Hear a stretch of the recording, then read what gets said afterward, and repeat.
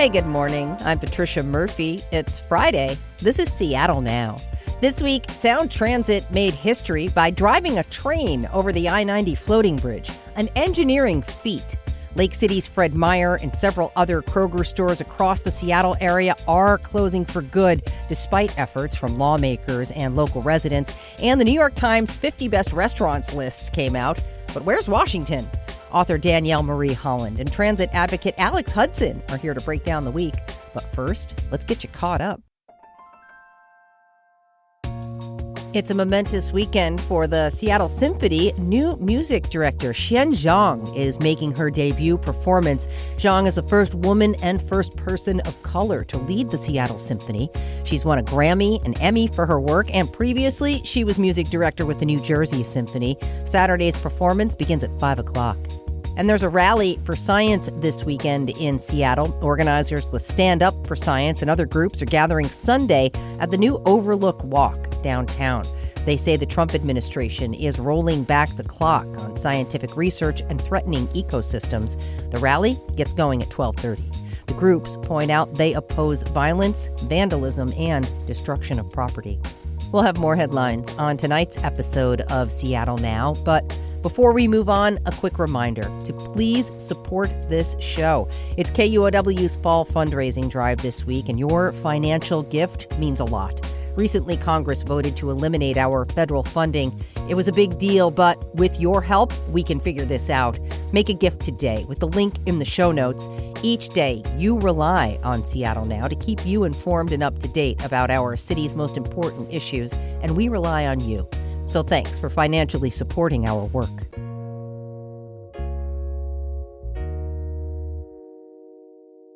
It's Friday again. It's really starting to feel like fall outside. Danielle Marie Holland is here. She's an author and local freelance writer. Hey, Danielle, how you doing? So good to see you again. Nice to see you, too. Alex Hudson's here as well. She's a local transit advocate. Alex, welcome back. TGIF.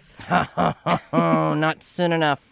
All right, you two, before we dive in, the New York Times 50 Best Restaurants in America came out this week, and Washington is nowhere to be found. Well, it's on there. It's just the other Washington, D.C. Seattle just always seems to straddle the middle ground of not quite a big, serious city and not quite a small town either. Last year, Family Friend on Beacon Hill made the list and immediately got a lot more busy. Have either of you eaten at Family Friend? No, but I did move to Beacon Hill a few months ago, so now it's on the list. First recommendation. Recommendation. What about you, Alex? No, I've never been, but now I know that it exists. Well, this is my next question, because would a New York Times best of list be a reason you would go to a place? Maybe, but I would wait. Because I assume what happens is then everybody knows about it, and then you can't get in. And so I would be like, okay, I'm going to give it a little while before I go. I wonder if this is a kind of a bit of success curse for a business, right? Because you want to be well known, but you don't want to be completely slammed. So I wonder, would you rather own a restaurant that's well known and good enough to be steady, or one that's critically acclaimed and booked out for months? I'm a down-home lady. So I think that I would like to own just like a steady restaurant with good neighborhood clientele, people who are coming back all the time. You get to know their kids, all that kind of stuff. That's what I would like. Yeah, I think that sounds far more reasonable than being in like a situation like the Bear. Oh, I don't want to be in the weeds in a high-stress, chaotic situation, I don't like which to is yell also that. probably why I'm not in that industry. So. Well, a snub is also an opportunity. These New York Times reporters haven't been everywhere. So before we move on here, where in Seattle would you send someone who knows a lot about food? And this is a question I honestly can't even answer. I have such an uninformed palate. Honestly, I'm just a girl who likes a burger. Yeah, same, big same. So I started, this is a great question, and my two recommendations for some of my favorite places are Oriental Mart, which is the Filipino lunch counter inside Pike Place Market. Okay. And I'll tell you, I did win a James Beard Award like 10 years ago. Okay. So Still stands if you for like, me. awards, there's one.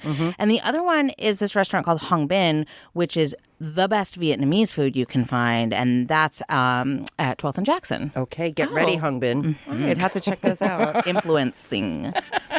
Perfect. Danielle, you have a recommendation? I have the budget of a writer in the city, so we cook at home. Yeah. But if same any here. listeners would like to take me and my family out for a fancy dinner, Comps be in accepted touch. over here. Comps accepted. All right, moving on to the big story of the week. Seattle's known for a lot of things, and now we can add historic engineering feats to the list. And amazingly, it involves the light rail. For the first time ever on Tuesday, an electric-powered rail car went across a floating bridge. The I-90 floating bridge, to be exact, between Judkins Park and Mercer Island, connecting the 1 and 2 lines. Seattle Times reports operators went back and forth on the eastbound track many times at speeds up to 55 miles an hour. Alex, I'm going to start with you because you have some transit expertise here. Is this a really big deal or is it just a step forward? This is a really big deal. All right. So when we say like ever, I want people to remember what we mean is like ever. Like ever in the history of planet Earth. Okay. Has any light rail been asked to move across a floating bridge? And people are like, well, what does that matter? It matters because it moves back and forth. It moves up and down. It moves in all these different ways because it's floating on water. Sound Transit refers to this as their moonshot. Wow. So there was a really big question about like, will we be able to even do this? And so it's really important that every step that proves that it is both possible and that we got it right is one step closer to that thing that we all want, which is to ride across the water. Totally. Now, Danielle, I know you were doing your research here. You watched a bit of a documentary. Did it convince you that this is a big deal? It did, because it was 40 minutes long. I learned so much. I was like, all right, let me, I don't know much about this, and I don't personally have, a need to be crossing over to Bellevue or whatever on a regular occasion. So I thought, let me learn a little bit here. And I actually followed some trail of articles in the Seattle Times to a 2017 article, which blew my mind with this, in quotes, "Failure is not an option. A derailed train can sink 200 feet to the lake bed." Yeah. The bridge itself is an engineering feat. Yeah. Honestly. But it was, I learned a lot about stray currents. I didn't know anything about them before, or about, the 354,000 elephants that are equivalent to the weight of the concrete of the bridges. True engineering feat. I mean, I think let's do it. Mass transit. Let's get all the best brains on it. Honestly, the Times reported there were 36 people there with pizza and cameras cheering the train on. I bet those were engineers down there. Oh, yeah. My people love a moment. Okay. Yeah. Like, sometime you can have me on. I'll talk about the taxonomy of train lovers. And, like, there is a whole crowd of people who are, like, big into first. Right. And so, I mean, like me, first. I'm big into beauty sleep. So I wasn't there. But it does not surprise me that my extended family was there in full celebration mode. Transit party. Are you going to be there when it's the first run with riders? Yes, 100%. Okay. I have never missed a first ride. Oh, wait a minute. Right. Do you have the Boop stuffy? Yeah, you want me to bring you one? Do you yeah. want the stuffy or the squeezy? Holy moly, I want the stuffy. Okay. I feel like this is some old Seattle thing that I don't get as a newer resident. This is actually, I'm getting into dork zone here because the Boop is the little mascot. So Boop is they're an orca, and they represent our orca card system, which is the great thing that can get you everywhere you want to go. And they are a beloved mascot. So another part of the extended family taxonomy is the collectors. Oh, so it sounds like you're in the collector branch of the family tree. And I would be more than happy to bring you. And you too, Danielle. I love orcas. I love our southern residents and the Briggs, and I love my orca pass. Oh, I am so glad we worked this out. And I do love a transit party. And I do really just appreciate passion in people. It's cool to be into stuff, and I really, really appreciate that. I wonder if these are the same kind of people who gather at Boeing Field to watch the planes take off. No. Wow. Tell me why. No, because in you my cannot mind, lump all of us transportation people together. They're not a monolith. We're not a monolith. Thank you. My culture. There are definitely the train people. Okay. And there are definitely the plane people. And there's definitely the boat people. I found myself on the plane people's website one time, and these people know a lot. It's, you know what? I got roped into an aviation Reddit group for a while, and fascinating. yeah. The expected date for the connection, which has been pushed back a couple of times now, is spring 2026. Okay. It was originally supposed to open in 2023, but construction issues, of course, and having to test this on the floating bridge have kept pushing it back. Should we trust this figure? I say run this thing as many times as you need to before you put people on it. That's right. We need to take the time that we take to get it right. Yep. Safety first. Safety first. And like the day that it opens is going to be one of the most game-changing days in the history of our region. It is setting a course for how people get around and how we access opportunity and each other for the next 100 years. And as much as it is like, man, I really wish I was riding it right now, getting it right is really important. And from here on out, it's a brand new future. I've been thinking about that a lot because I was, just hearing different people's criticisms, which seemed very just in the moment. And if you think about the development and the future of the city, of the region, 10, 20, 30 to 100 years, like you have to be thinking about where our transit is going to be because it's essential. Yeah, girl. You're speaking my language, Danielle. Well, I wonder if you'll ultimately get more cars off the road because Gene Bulk had that great article about fewer people even buying cars at this point, and the connection between Bellevue and Seattle, that's a major traffic choke point for people. Oh, 100%. Like, and a lot of people, this is what their commute looks like. They come in for attractions, destinations. They're going back and forth. They want to visit their friends or their family or like really great restaurants. You know, it helps people live a car-free or a car-light life. And it gives you another option. And you're like, man, I don't want to pay to park. I don't want to be in the grind on that bridge. Like, I'm just going to kick back. I'm going to look at my phone. I'm going to let the pros do the driving. Imagine the whole state with transit. My mother was in town in August. We drove to Olympia. She wanted to go spend a day in Olympia. What a nightmare. The traffic was horrendous. Sure. Yeah, it took hours. And believe me, it would have been so much better cruising for red. Sure. I don't even like to drive on the east side. I find the cars are big. The drivers are aggressive. I don't know what it is. Take me back to my passive-aggressive Seattle. Honestly, though, GeekWire points out this line is going to connect two major tech hubs. You know, that commute right now is a major drawback for those people. I see the connector buses in front of my house with those people getting on in the morning, heading over. Confession, I grew up on the east side. I got a 425 phone number. Do you drive aggressively? No, I don't drive. I ride peacefully. But I ride the 545 out to go to Redmond to visit my family who still lives there. And that thing is so full all the time. Like by the time you're at the convention center, like it's full. They can't get any more people on there. And so just like the sheer demand, like you can even see with the Line 2 starter line, the one that's between Redmond and Bellevue, way higher ridership than they had expected. 10,000 passengers. Yeah, and the estimate was 6,000. So people want it so bad. Time says that's expected to increase to 50,000 people a day when the connection opens. Yeah. Sound Transit had their highest ridership numbers ever in their history last month in July of this year. So people, they want trains, and we know they want it not just because they're, geeky and standing around at midnight or whatever. Right. They want it because they're riding it every day. All right, I'm going to ride. Moving on to our next topic. We talked on the show last month about the slated Fred Meyer closures all over the Seattle area, including one in Lake City.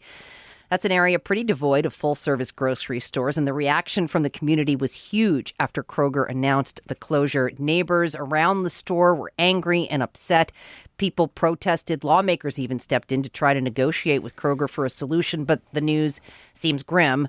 Kroger announced this week that all closures will continue as planned.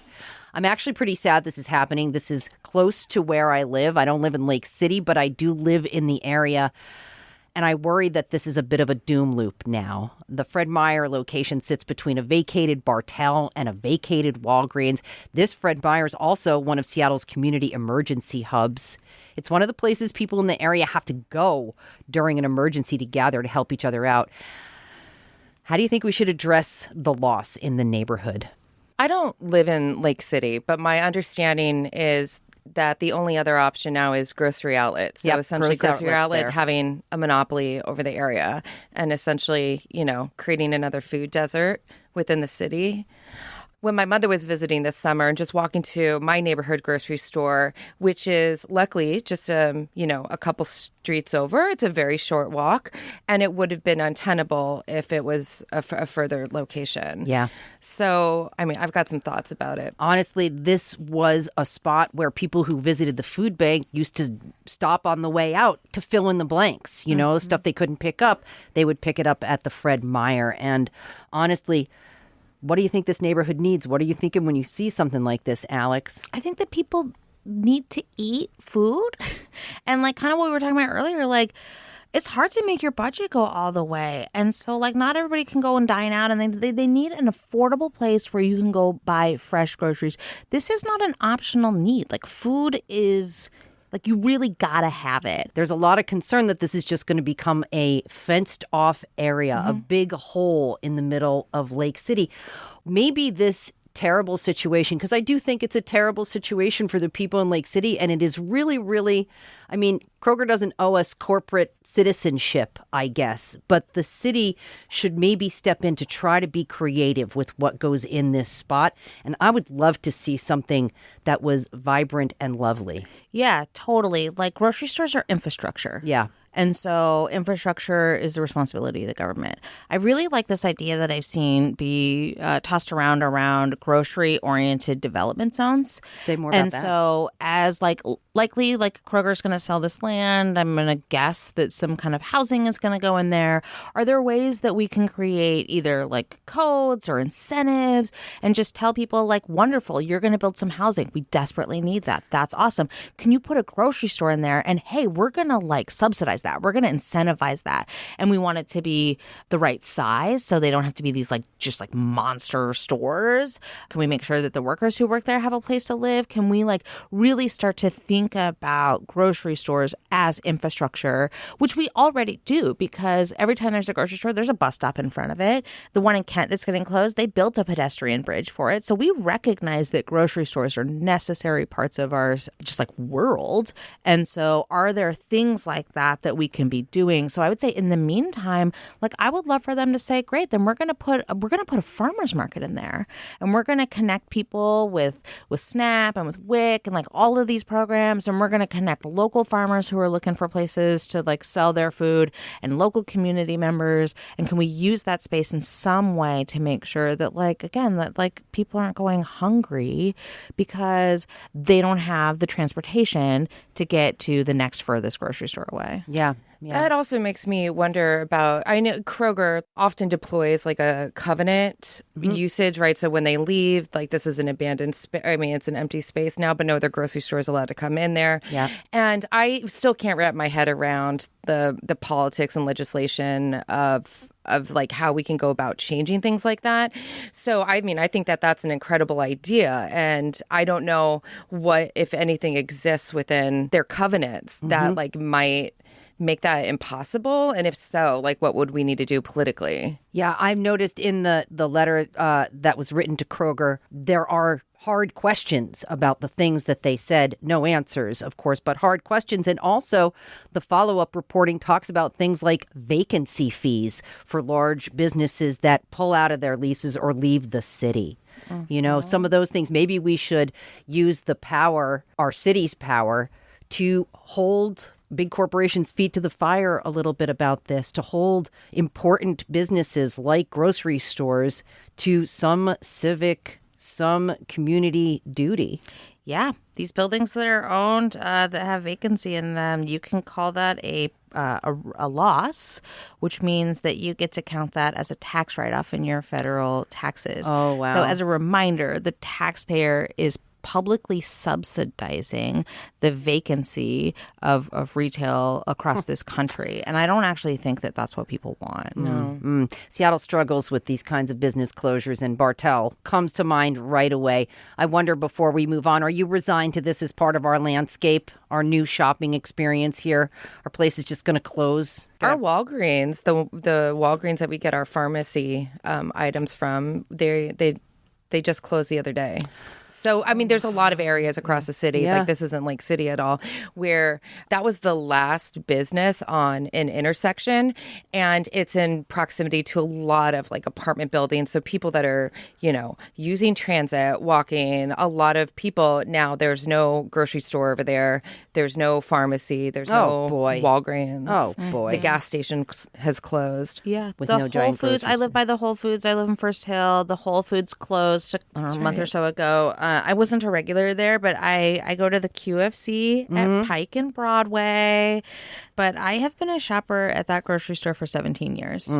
And every time something like this happens, it makes me feel really scared. Like, I don't know what I would do if our grocery store closed.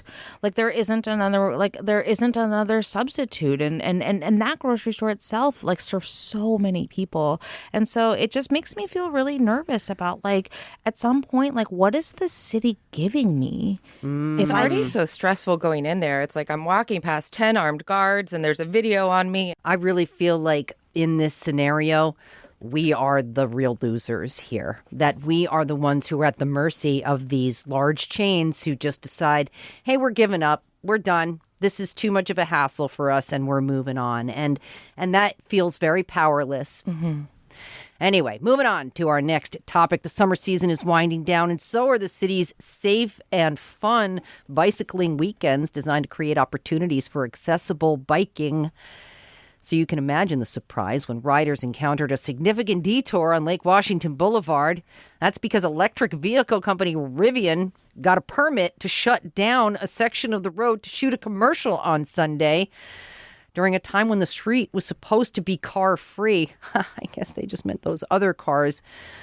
Not just that, but it was also Bike and Scoot Sunday, a city-sponsored event for accessible biking where people with all ranges of disabilities use free adaptive bikes. What a mess. This was the second to last bike-only weekend on the city's calendar. Did someone forget to set an Outlook reminder? You two? What the heck? Definitely. I heard from someone that an on-site coordinator at the commercial said that nobody from the city had told them that was going on. Oh. Yeah, it's a big shake of my head moment. The irony. It's just such a bad thing. We get so few of these car-free weekends on this beautiful Lake Washington Boulevard through that stretch is actually gorgeous and maintained by the Parks Department. So it's a road that is a park. And so, like, it should be ours. It should be accessible a lot of the time. And we get very, very little of it for this incredibly fun, joyful